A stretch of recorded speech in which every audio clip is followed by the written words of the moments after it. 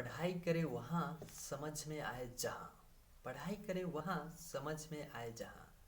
देखिए, आज हम बात करते हैं विद्यार्थी के ऊपर कि कहाँ पर और कैसे पढ़ाई करना चाहिए, कौन सी ज्वाइन करना चाहिए कोचिंग। तो सबसे पहले हम लोग देखते हैं, हमारा कहना है कि पढ़ाई करे वहाँ समझ में आए जहाँ, यानी जहाँ पर आपको पढ़ाई समझ में आता है वहीं पर आप पढ़ाई करें, वही कोचिंग आप ज्वाइन करें।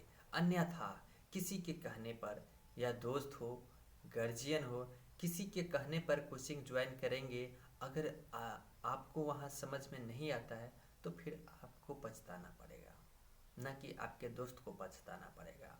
हो सकता है आपके दोस्त को वहाँ पर ज़्यादा समझ में आता है, वो समझ जाता है, लेकिन वही कोचिंग में आपको अगर समझ में नहीं आता है, आप थोड़ा स्लो लिखते हैं, आप उस लेवल में नहीं चल पाते हैं जितना लेवल में आपका दोस्त चलता है, तो वहाँ पर परेशानी आपको झेलनी पड़ेगी।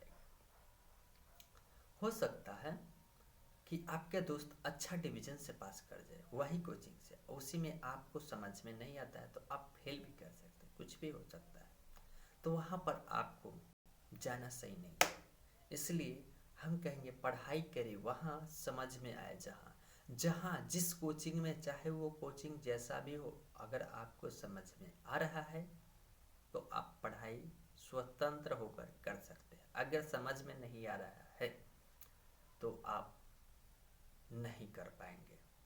जब तक आपका कॉन्सेप्ट क्लियर नहीं हो पाएगा तब तक आप पढ़ाई को नहीं समझ पाएंगे, और पढ़ाई समझ में नहीं आएगा तो रिजल्ट अच्छा नहीं आएगा।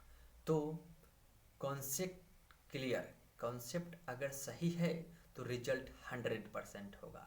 अगर कॉन्सेप्ट क्लियर नहीं है तो रिजल्ट नहीं हो पाएगा। इसलिए पढ़ाई करें वहाँ समझ में आए जहाँ। कॉन्सेप्ट क्लियर तो रिजल्ट 100% क्लियर हो जाएगा। Okay, thank you.